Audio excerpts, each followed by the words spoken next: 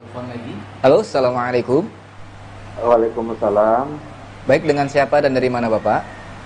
Dari Teguh di Simpang 3. Baik, silakan pertanyaannya Bapak. Ya, Assalamualaikum Ustaz. Waalaikumsalam warahmatullahi wabarakatuh. Ya, ada dua pertanyaan nih Ustaz. Silakan, Pak. Ya, yang pertama, saya dulu pernah membuat karikatur, maksudnya memesan ke orang, membuat karikatur gambar foto ayah saya gitu kan. Nah, Setelah saya ada belajar ini kan, ternyata kan itu tidak boleh Ustaz. nah, Terhadap karikatur itu apa yang harus kita lakukan Ustaz? Apakah cukup dengan kita tidak kita pajang, kita bungkus pakai kertas koran, atau harus kita hancurkan gitu Ustaz? sekarang karikatur ada di mana, Bapak?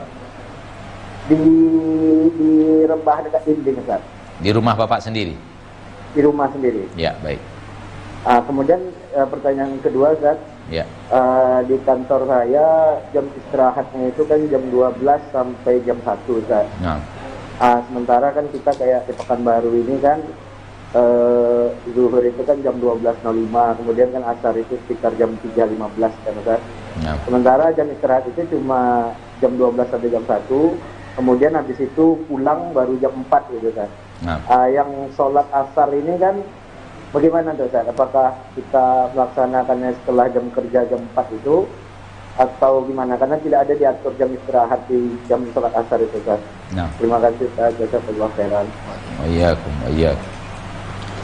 Pertanyaan pertama soal karikatur. Ini suatu hal yang tidak diragukan akan keharamannya. Suatu hal yang tidak diragukan akan keharamannya. Dalam segala pendapat para ulama menyatakan keharaman hal yang seperti ini.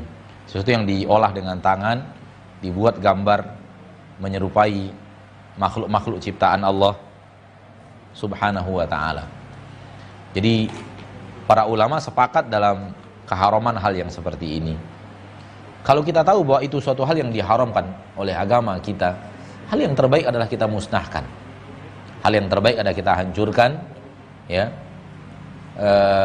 Sesuatu yang telah kita buat dulunya kita tidak tahu dan sekarang kita sudah tahu bahwa itu dilarang oleh Allah dan suatu hal yang diharamkan dalam syariat kita, maka yang terbaik adalah dihancurkan.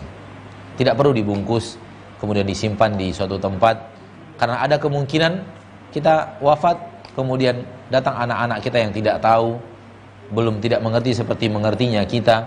Kemudian ketika mereka ke gudang, dia lihat ada karikatur kakeknya, kemudian dia jaga, dia pajang lagi. Sangat banyak kemungkinan akan terjadi lagi apa yang dahulunya sudah kita tutup. Maka yang terbaik adalah dimusnahkan, dan itu yang paling aman.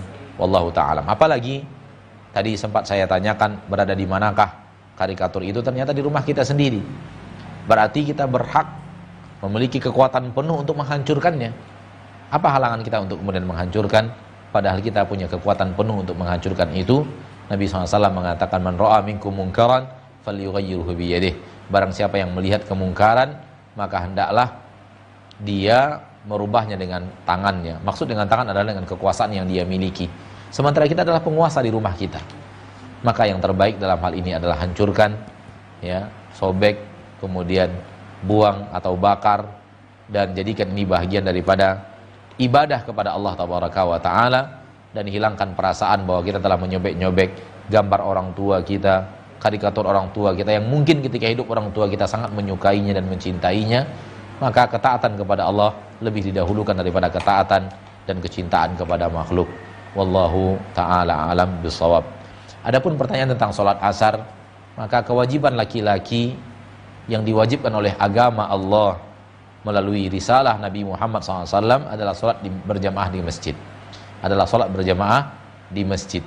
Maka ketika kita bekerja, minta izin kepada atasan, barang 15 menit, 10 menit, untuk turun sebentar melaksanakan ibadah sholat berjamaah. Wallahu ta'ala. Karena kewajiban kepada Allah lebih dahulu, kewajiban kepada Allah lebih diutamakan dibanding kewajiban kepada makhluk. Wallahu a'lam bishawab. Baik.